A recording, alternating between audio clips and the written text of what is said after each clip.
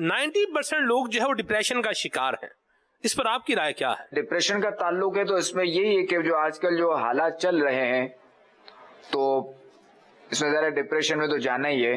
اب اس میں بندے کو چاہیے کہ اپنی سوچ کو کنورٹ کرے، یہ کسی اور طرف لے جائے. جیسے مطالعہ وغیرہ کر لے، مدنی چینل دیکھتا رہے تو دیگر مصروفیات میں یہ رہے گا تو وہ پھر پار رہے گا. ورنہ یہ اسی حوالے سے سوچتا رہے گا کہ میرے کاروبار کا کیا ہوگا، میرے مسائل کا کیا ہوگا، کورونا کی وجہ سے یہ مسائل ہو گئے ہیں، تو اس سے ظاہر ہے کہ وہ صحیح کا جو نا ڈپریشن کو شکار ہوگا.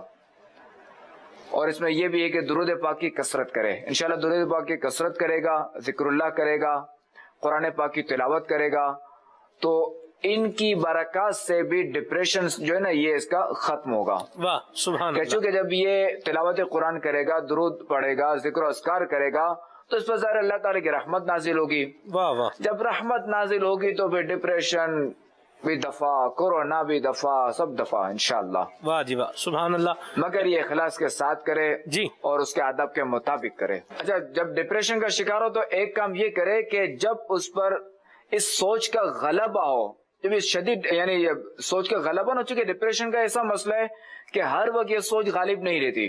اب جیسے ڈپریشن کا مریض ہے، ٹھیک ہے، اب جب یہ دوستوں میں ہے تو نارمل ہے، یہ چونکہ باتوں میں لگا ہوا ہے، اپنے ہنسی مذاق جو بھی کہ اس میں یہ لگا ہوا ہے. مگر جیسے یہ تنہا ہوگا تو اب یہ معاملہ شروع ہو جائیں گے، ادھر یہ ڈپریشن والے معاملہ جو ہے یہ اٹیک شروع ہو جائیں گے. تو اب یہ جب تنہا ہو یا ڈپریشن کا جب شکار ہو تو اسے چاہیے کہ وہ 100 مرتبہ یا قہار پڑھے، اللہ اکبر، روزانہ. ٹھیک ہے، اب جب اس کا ڈپریشن جب کم ہو جائے نا پھر یہ وظیفہ نہ کرے.